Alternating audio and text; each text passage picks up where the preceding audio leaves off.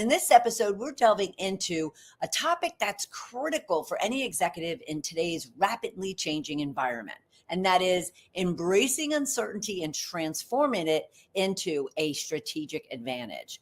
With the guidance of expert Katherine Templar Lewis, chief scientist with the Uncertainty Experts, we will delve into the challenges of modern leadership and the necessity of evolving today's leadership models to not only cope with change, but to thrive in it. Katherine is the founder of the all-women neuroscience studio and labs, King Studios, and she's the science lead on an exciting new interactive course, The Uncertainty Experts, part of the world's largest study in uncertainty. Katherine has spent the last 3 years working with Sam Conniff of Be More Pirate, University College of London, and Netflix on how to use both story and science to change people's relationships with uncertainty, which will allow them to worry less and do more. We'll discuss the need for a new leadership framework that embraces adaptability and foresight, is not just beneficial, but essential, and help you to understand the power of vulnerability in leadership. Because isn't it time to debunk a common leadership myth, the belief that leaders must always have all the answers? Today, we'll discuss the power and the necessity of admitting I don't know. Lastly, we will have to get into the topic of emotional intelligence when it comes to decision making, as emotions play a crucial role in leadership, often dictating the outcome of decisions more than we acknowledge. Stay with us.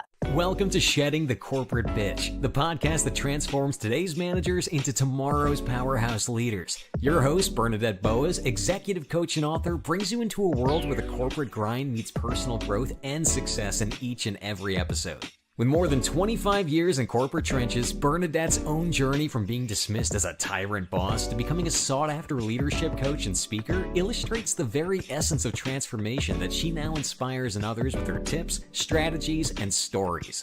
So, if you're ready to shed the bitches of fear and insecurity, ditch the imposter syndrome, and step into the role of the powerhouse leader you were born to be, this podcast is for you. Let's do this. Welcome, Katherine. How are you? I'm good. I'm really excited to be here. Thank you for inviting me. I am excited to have you here. This topic is very interesting to me because it is a crazy time right now, and it has been for a number of years, but it doesn't seem to be changing anytime soon. And so I want to get into all of that. But what I'd love to learn first and have our viewers and listeners learn is a little bit about Katherine. I'm Katherine Templar Lewis. So I'm a human and cognitive scientist because I've been a science geek for as long as I can remember. I'm based in London in the UK. And yeah, really my greatest passion has always been humans. I think we're absolutely fascinating.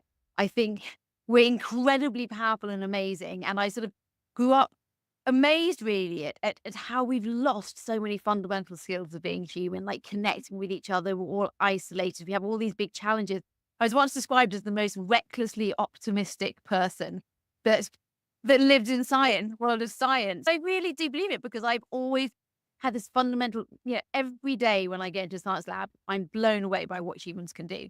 And it excites me so much that I think, my entire career path studying cognitive and brain sciences has just been to tell people. I used to have a boyfriend once who I used to wake up in the middle of the night because I'd be excited about something in science. I have to tell him, what's something that we can do and we don't know? Our brain is amazing. Let me ask you then, segueing into our topic, how did you then land up in this space of uncertainty?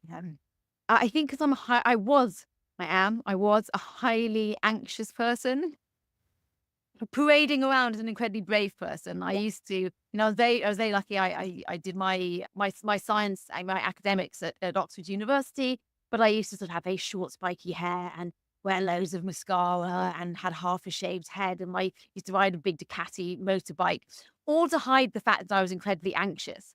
And I didn't realize it for a long time, but a lot of the work I started to do in my academic research was looking at how do we unlock potential? I was the girl at school who teachers used to say, easily distracted, easily led astray, has lots of potential, just doesn't fulfill it. And I was devastated by that because I was like, I don't know how to unlock my potential. What does that even mean? And I think I became more and more aware that being quite an anxious person was really holding me back. It meant that I wasn't the person pushing myself forward or believing in myself, enough to speak out in a meeting or really push my ideas forward. And I think, so I was interested in your work. I think I was also under the impression, and maybe this is being British as well, that as a woman, you shouldn't be too outspoken or too pushy. And I could never find that balance. So I started really studying brains and what anxiety does to the brain and imposter syndrome and how to unlock this incredible capacity for innovation, creativity, self-belief that we all do have. We're just not taught the tools at school. Absolutely. I absolutely agree with you. Now, let me ask you though, you've been quite successful. So is uncertainty a good thing, to have a degree of uncertainty? And if so, then what are the positives and negatives of it? Yeah. It took me a long time to realize that a lot of my success had been a resilience that I naturally had in moments of change and uncertainty. And that was the real unlock. And this work for me really started to condense together when the pandemic hit. I was, my lab shut down. I was working with University College London, and people were like, how do we navigate this time of change? And I realized I was actually quite good at it. And what the research started to understand as we went and we explored more and more people out in the world facing this time of great change is that if we can accept uncertainty, we hate. Our brains hate uncertainty. They don't like to not know what's happening. But we're also living in a society where we crave certainty, and a lot of our leaders promise certainty as well. But the uncertainty is fundamental to the fabric of life. That's the Buddhist philosophy. The only certain thing is uncertainty. Yes. And we don't need to solve uncertainty to make things certain. We need to actually be able to change our relationship with uncertainty, to see the opportunity within it. It's only in times of uncertainty that as human beings, we can evolve, we can adapt, we can do different things, we can try new things. In fact, we've survived this long because we're very good with uncertainty. We just, in modern world society, convince ourselves that we need certainty. So you say that we have to change our relationship with uncertainty. And yeah, if there's many out there, and I actually, when you were speaking about your anxiousness and the way that you went about life, I'm sitting there going, that was exactly who I was. But how does one change their relationship with uncertainty? Because just that idea for many triggers a whole other level of anxiousness. Yes. Yes. And safety seeking. We talk about self-sabotage in our world. And so what self-sabotage really is when we're trying to protect ourselves from things like uncertainty, and we limit ourselves instead. Everything, I work in neuroscience mainly, and everything in the world you either want to avoid or approach. And uncertainty we tend to avoid, but that does mean not speaking up in meetings, not putting forward new ideas, and things we call safety behaviors. We've all done it. There's been a moment of uncertainty, let's say at work, where suddenly you find yourself very busy in your inbox. You don't want to face it. You don't want to risk it. And the real sort of the modern research the most sort of interesting thing that's coming out of the research that we're doing, and this is research with an amazing social entrepreneur called Sam Conniff and University College London, their brain science department, is that actually, we all have a level of uncertainty tolerance that is not just measurable, but it's changeable as well. And we can change that by actually starting to understand and be aware of how we emotionally react to uncertainty. And I find this very interesting as a woman, the director of my own company and lab, and that for many, many years, I was told to take emotion out of the business world and that it wasn't going to help. And now, undeniably, the truth in neuroscience is that emotions are incredibly important to the decision-making program, ability. If we can't feel emotions, you lose your intuition and you actually make bad decisions. But those emotions need to be regulated. Yes. And so in order to regulate those emotions, you need to be in touch with them. You need to have a conversation about emotion and to recognize them, especially recognize how you emotionally react to uncertainty. From there, you can learn to regulate that emotional reaction. And then you unlock this amazing intuitive power that can be far more powerful than facts alone in a moment of uncertainty, to make a decision, to lead a team, to be creative. Wow. Okay, there's a lot there I want to unpack. A lot. Because first off, you're absolutely right. I often talk, and my viewers and listeners know my whole kind of preaching about we're not robots. We are humans with tons of emotions, and to squelch them because we're in a work environment is dangerous, and it's very unhealthy, and it's certainly restrictive to any type of growth and success. Yeah. So that said, I'm totally on board with you. You said when we can measure and then change. So if someone's sitting there listening or watching today and they're saying to themselves, I know that I just don't know how to articulate it. I don't know how to identify it. I don't know how definitely to measure it, let alone to then change it. So what do you do, and how can you help individuals really recognize that uncertainty and anxiousness to then be able to get to a point where they can measure it? And how do they do that? Yeah, well, we've been really lucky in, the traditional ways to change. So uncertainty tolerance is a psychological trait, like things like open-mindedness, or, everyone knows the big five, anxiety, neuroticism, things like that. It's just very rarely measured. There is a slightly dry scientific scale called the tolerance of uncertainty scale that you can test people on. And actually, on our website, we provided a test people can look at and test where they sit on it. But what it does is it makes you aware of how you emotionally respond to uncertainty, which most people don't think about. Because you don't like to think about their emotions. We live in this sort of slightly toxic positivity era where it's like, don't admit you get afraid to uncertainty. And one of the ways we help people understand it is through storytelling. So we've been lucky enough to work with people like Netflix on a sort of big interactive documentary. We create courses. We're writing a book that's coming out in June next year called The Uncertainty Toolkit, that really helps people realize that it's okay to not like uncertainty. It's okay to have a negative emotion. It was amazing. We went and we worked with all these incredible people we call the uncertainty experts at the fringe of society. People who had been in gangs, people who had been in prison, people who had very sort of extreme circumstances.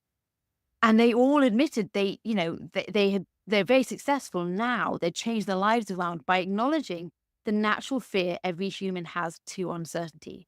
And not just that, but what it feels like. We're so out of touch with our bodies and the emotions that sit within them. And so what we do is we help, it's a sort of in psychology, cognitive behavioral therapy, touches on this, but we wanted to make something that was much more interactive with people. As a part of our mission has been, how can we help people understand what it feels like when they face uncertainty? And what can you do to have emotional regulation around that? And that's everything from the things you've probably heard about, from breath work to something called interoception, which is this new science of being able to feel your emotions in your body and label them. We're terrible at labeling our emotions. And what we find is that, we almost have to feel more to be able to regulate our emotions. And by helping people be brave enough to feel more emotion in their body, you then can regulate it, because your emotion is a data stream. And it's just your brain trying to tell you something. And when you start to acknowledge it, it then becomes manageable. You can then calm your nervous system.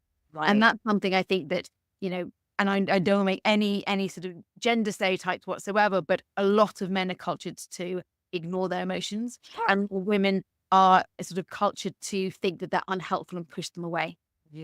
When actually we need to get to a place where we can actually feel and go, actually, I do feel afraid at this moment of uncertainty, and that's okay. Right. And I can regulate it. And once you start to regulate it, you start to actually tap into the deeper emotional data stream, which is your intuition.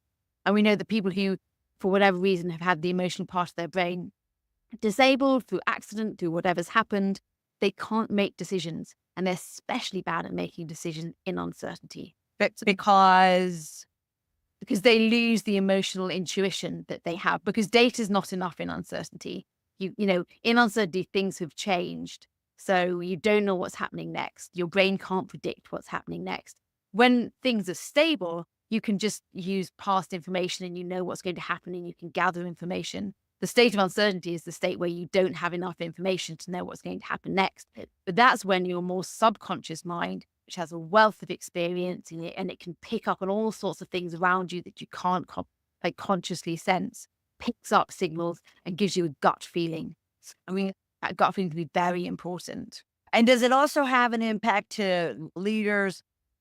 Because when they are making decisions, especially decisions in times of like significant change and conflict and whatnot, it also has to introduce like empathy and compassion as well. So not only do they work to push through their own uncertainty and anxiousness, but they really have to put themselves in their people's shoes in order to really understand what the impact is going to be on them and make sure that they are also considering their emotions and how they're going to handle things. Yeah, 100%. And that's sort of, this idea of empathy is an important leadership skill, both emotional empathy and cognitive empathy.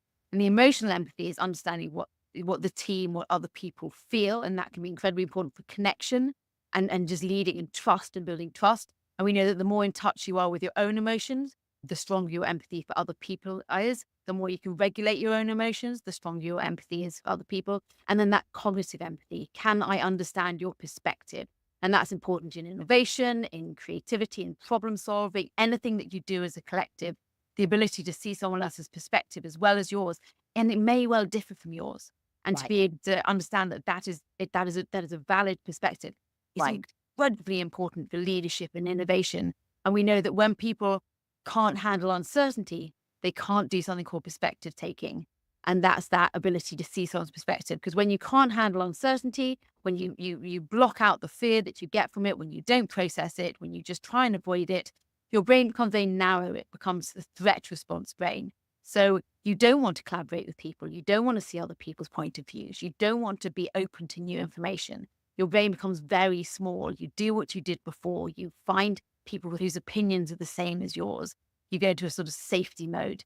And that's really reductive, especially in leadership, because it means you can't hold the space to find out new ways of doing things, to work collectively with your team to come up with a solution, to even have empathy to connect with your team. And to me, it means that they're just at that point moving away from actually being a leader and just trying to protect themselves, as opposed to even really understanding what others need from them and the business needs from them enough to where they're willing to push through and willing to do work on themselves so they can then help other people. Does that make sense? 100%. And I think, the strongest thing a leader today can say is, I don't know. But that takes a degree of ability to tolerate uncertainty. We did this study, which really shocked me amongst thousands of leaders. And we said, would you rather make a decision, but it not be the right decision, but make a fast decision so people knew you were certain?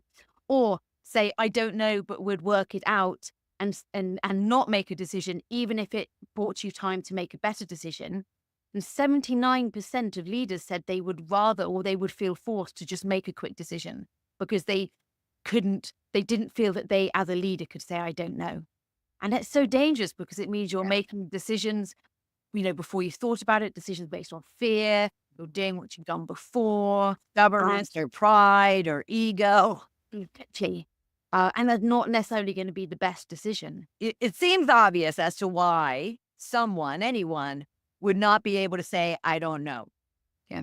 But what is that thing that you can tell them to kind of wake them up around that stubbornness, around that position of, I'm too prideful or it's going to make me look weak? What do we tell leaders to get out of that mode and to get into that space of being okay with, I don't know? Because we tell our people that it's okay if you don't know, but yet we can't do it.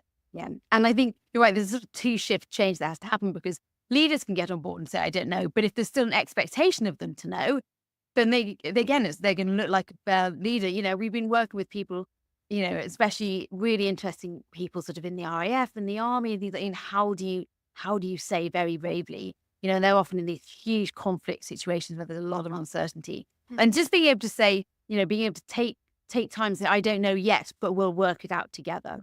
Because when you start to include everyone else, they feel like a collective, they feel like a team, they feel inspired, and you're not saying, I don't know, you're saying, we're going to work it out. I will work this out. That's what I'm here for. We will all do this together.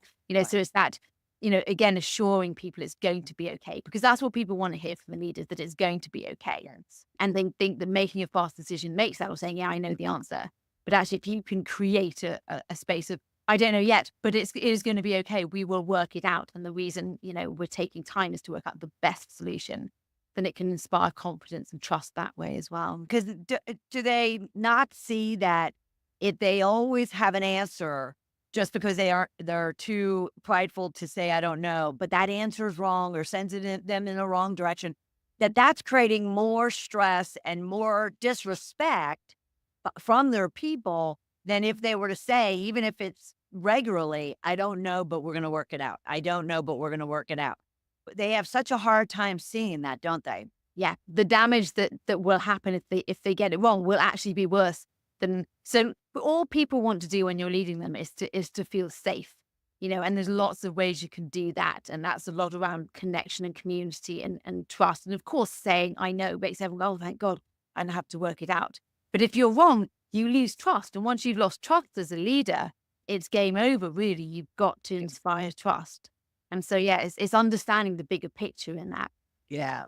And you talked about needing to reframe or come up with a new leadership framework in order to then have these, leaders move through uncertainty and really be able to deal with the changing environments. What is your take on reframing the leadership framework? I think the first is this sort of recognition that it's very, very static. And, almost every company is going through change at some point, right? Right now, transformational change is this sort of new key word. And so things are evolving a lot faster than they have done in the past. The first is recognizing we are in this new paradigm. There's a scale called a study, which is the World Uncertainty Index. And it says we are at the highest uncertainty that we've ever been in human history.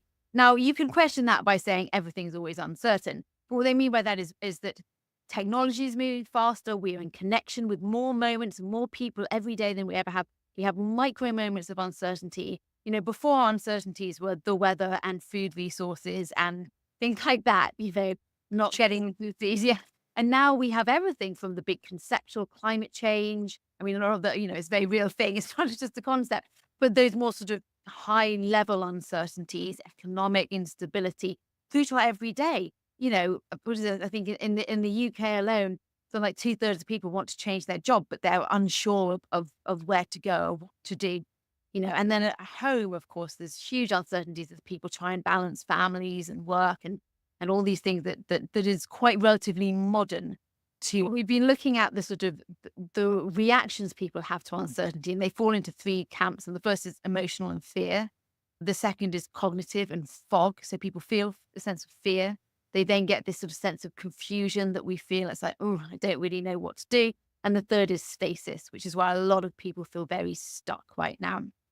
So we've been working on leadership frameworks that help recognize these three states and the tools that you can give people to move through them. And so for the fear, it's about understanding the emotional aspect of uncertainty and being supported by team leaders in this, and we see this a lot in things like sort of ED&I initiatives that are incredibly important right now. And people feel this sort of resistance to it, and they feel feel ashamed about that. Everybody wants the endpoint diversity we know is incredibly important.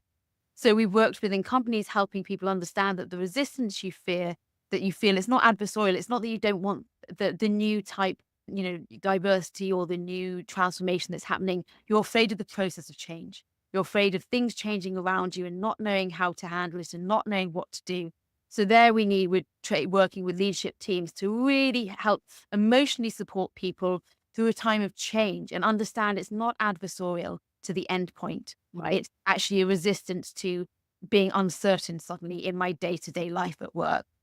And the second thing we look at is the cognitive reaction to uncertainty. So what happens in your brain, and we call that fog, where your brain loves to be able to predict the world around it. And the minute it doesn't, if it feels unsure, you work with the emotions first, because it feels unsure, it tends to ramp up its use of bias and heuristics and makes assumptions and starts to become closed-minded and starts to cling to what it already knows. So we work with people there to facilitate forums of open-mindedness, being able to ask questions, being able to find people who have perspectives that are different to you and actually accept them and understand them.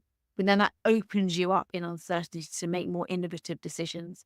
And the last really is what we call stasis, people feeling really stuck in uncertainty. Right. And there we help people have more of a sort of growth mindset. We help people to look at small goals and why, often everyone has a goal that they want that they always put last on their to-do list. The thing that they really want, applying for that new job or making that big change.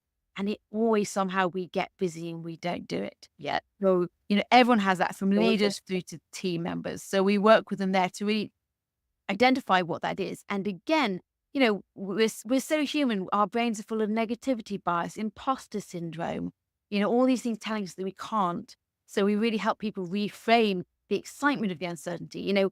Our brain's default is, I want to change careers and I want to go for this new job, but my brain will go, what if it all goes wrong? But we can actually reprogram the brain by simple exercises. What if it all goes right? What does that look like? And the brain is amazingly adaptable. And when you start feeding it more positive, this is why things like sort of manifestation and positive affirmations work. More positive scenarios, it really gets on board and it starts to look for opportunities, and you find they're easier to head towards. So we work sort of in those three aspects. On that point, how can a leader cultivate a mindset that really is open to change, open to uncertainty, like you said, positivity, even that you mentioned at the very beginning? Yeah. How can do you have a tip or two that they could be doing right now to help them get out of that, not state, but it could be? Yeah. I think the one tip is recognizing negativity bias is a very real bias in the brain.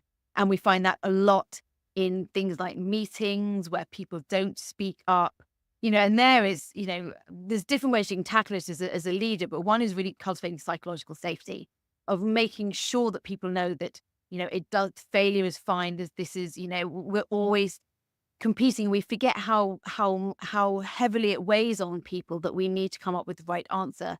Right. And so really being a leader who just loves brainstorming, who loves ideas, no matter how wild they are, and to try things out and really making people in a team feel psychologically safe, that there's no judgment, that is, obviously no company wants to fail, but having small sort of sprints, innovation sprints, where any idea goes can really help people get excited about creativity, innovation, and trying things out. So really applauding people for coming up with more innovative ideas, applauding people for coming up with different perspectives rather than playing it safe can help people, and creating sort of, miniature innovation sprints, meetings where all you do is just come up with the wildest ideas that you can come up with. Again, it can cultivate that type of thinking in the brain. We call it divergent thinking. Now, is this work when you say that you help these individuals, these executives, are you going in at the executive level, or are they like, well, let's get our team on board with all of these concepts and understandings, and they're trying to avoid them themselves, but which is important because it has to trickle down? What level are you, are you being brought into to help through some of these things? Interestingly, both. And it's been a really, we started off just wanting to help individuals because, if you help someone in their personal life with uncertainty, it helps them in their career and vice versa. And I think that's the thing people suddenly realize. They're like, oh, I have the uncertainty of my parents aging as well as my uncertainty of my job stability as well. So we've been working, and then we moved in sort of we're in year 4 of this research project. In year 1 was about individuals, and it was in the pandemic. So it's like, how can we help people just have some stability in this time and build community around that? Year 2, we went into organizations, and we were very lucky to beta test our sort of interactive training programs with Lego, with Google, with all sorts of wonderful people, but working with cohorts. And then we realized that there was the sort of leadership teams as well. So now we sort of have 2 tracks really. And so, yeah, we've been working with Google and some big companies in their leadership range, taking groups of individuals for a couple of hours and really helping them understand and be aware of their own reaction to uncertainty and how that might be, it might be reducing their ability to be innovative, reducing their empathy, limiting them, and then understand how their teams are facing uncertainty and how that might be limiting them and unlock them. So it's really been at every level. And it's because no one sits around thinking, oh, I need to tackle uncertainty. It's that's only been nothing patterned. Everyone's like, And nor do they want to. They're like, we love certainty. Right. fake it can face uncertainty. Right. But when you start to realize that it's continually tripping us up and limiting us, that goes back to who I was as a child. I think I was anxious in moments of uncertainty, and I played safe too much. And when you play safe, because I couldn't handle the emotions, it was too much of a cost. It was, for me, when I was younger, it was unsustainable to be in an uncertainty because it produced such high anxiety. When I started to understand and work, it's just a reaction. It's not a reality. It's my brain just trying to keep me safe.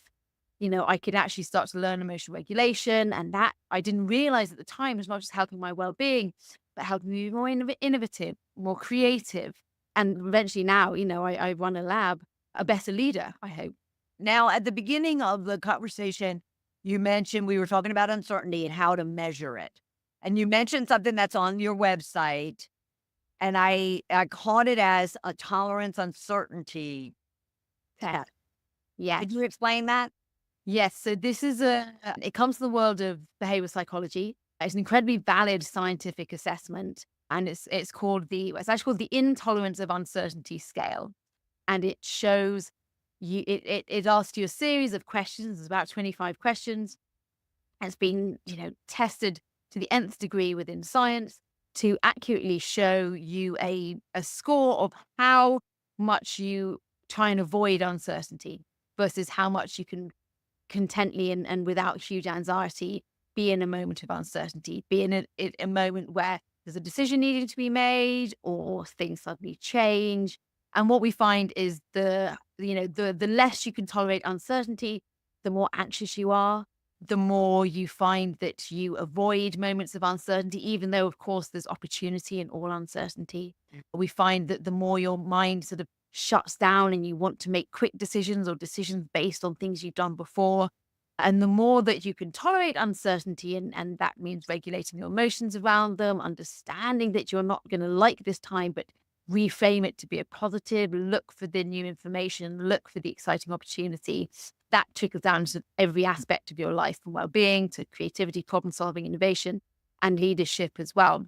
So because it's an incredibly, I was going to say boring science scale, but I shouldn't use it. It's a slightly dry science scale. So we made it more fun, which is obviously why gifts and memes.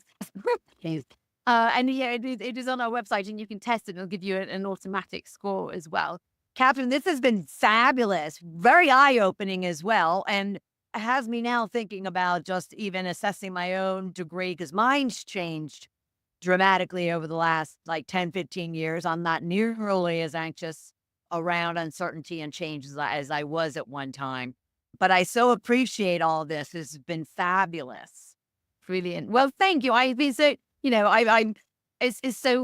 I so enjoy the opportunity to talk to people about sort of uncertainty, and really because I'd never thought about it before. I ignorant again. And I was like, oh, wow, a bit of reflection. I really do have this relationship with it. And when I got to address that, it unlocked all sorts of things in my life. Well, and I love that. I love the fact that kind of identify the relationship you're having with that anxiousness, with that uncertainty, put words to it just so, and, even tell a story to it, just so then you can kind of see it for that it doesn't have as much power as you're giving it mentally and emotionally. Fabulous. Well, everyone, please follow Katherine on LinkedIn and Instagram. You can find her at The Uncertainty Experts as her handle, as much as her website, uncertaintyexperts.com. Thank you so much, Katherine. Thank you for tuning in to today's episode of Shedding the Corporate Bitch. Every journey taken together is another step towards unleashing the powerhouse leader within you.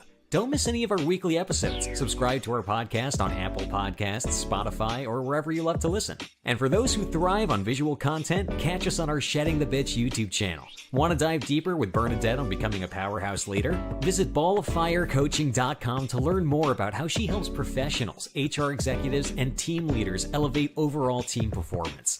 You've been listening to Shedding the Corporate Bitch with Bernadette Boas. Until next time, keep shedding, keep growing, and